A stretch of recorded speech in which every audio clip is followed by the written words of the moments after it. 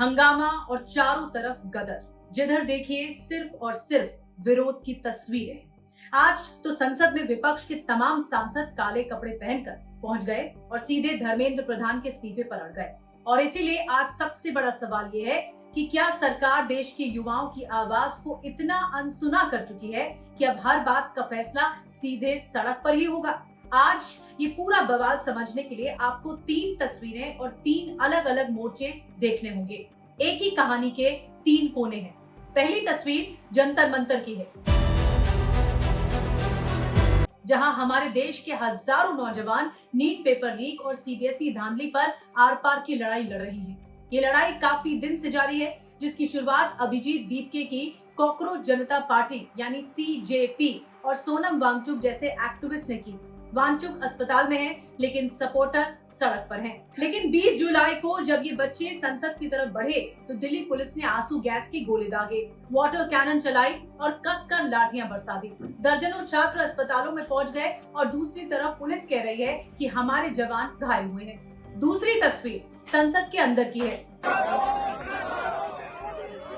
जहां विपक्ष के नेताओं ने सड़क के इस गुस्से को सीधे प्रधानमंत्री और सरकार के सामने ला खड़ा किया। और तीसरी तस्वीर, Hundreds of people have turned out to the streets of Delhi today in support of the Cockroach Junta Party or CJP. BBC, Reuters और एमनेस्टी इंटरनेशनल की है, जो भारत में छात्रों पर हुई इस हिंसा को दुनिया भर में हेडलाइंस बना रहे हैं। अब जरा गहराई से समझिए कि ये आंदोलन इतना बेकाबू और इतना अलग क्यों है। जंतर मंतर पर इस आंदोलन की शुरुआत ही एक तंज के रूप में हुई थी, जब सिस्टम ने सोशल मीडिया पर छात्रों को नीचा दिखाया तो युवाओं ने उसी ताने को अपनी ढाल बना लिया और अपनी मूवमेंट का नाम ही रख दिया कॉकरोच जनता पार्टी।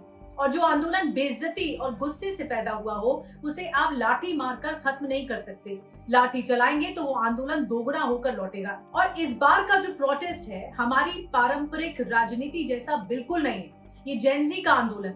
जब सरकार ने जंतर मंतर के आसपास इंटरनेट बैन किया और नाकेबंदी की तो पूरे देश के लोगों ने घर बैठे जोमेटो और स्विगी से इन प्रदर्शनकारी बच्चों के लिए बर्गर, पिज्जा और चायोस की चाय भिजवाना शुरू कर दिया। आलम ये हुआ कि सीजेपी के नेताओं को खुद हाथ जोड़कर पोस्ट डालनी पड़ी कि भाइयों अब और खाना मत भेजो, हमारे पास गोदाम भर गया है।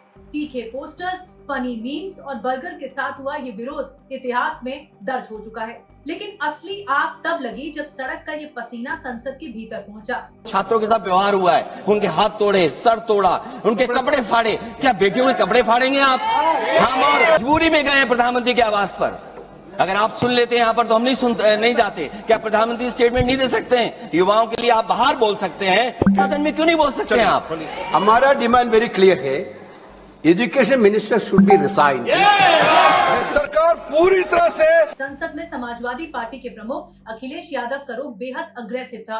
अखिलेश ने सीधे सरकार की मंशा पर सवाल उठाए। उन्होंने पूछा कि आखिर ऐसी कौन सी मजबूरी है कि सरकार शिक्षा मंत्री धर्मेंद्र प्रधान को हटा नहीं पा रही।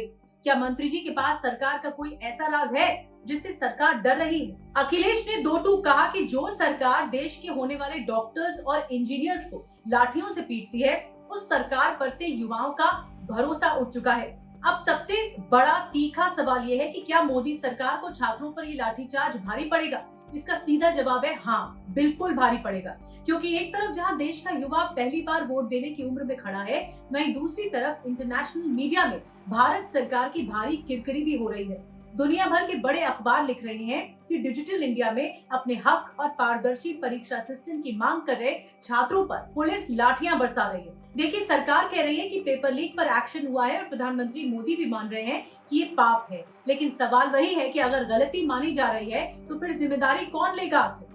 इतिहास गवाह है कि जब देश का सबसे बड़ा कमरा यानी संसद खामोश हो जाता है तो फिर फैसला सड़क पर ही होता है। और सरकार को एक बात तो याद रखनी चाहिए, लाठी आज भले ही पुलिस की चल रही हो, लेकिन इसकी चोट कल चुनाव के दिन वोट पर जरूर दिखाई देगी।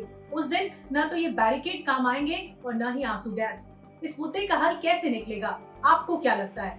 कहां तक ये मसला जाएगा? और अगर आप सिस्टम में होते तो इसे कैसे सुधारते? सल्यूशन क्या निकालते? कमेंट बॉक्स में आप जनता जरूर बताइए। नमस्कार।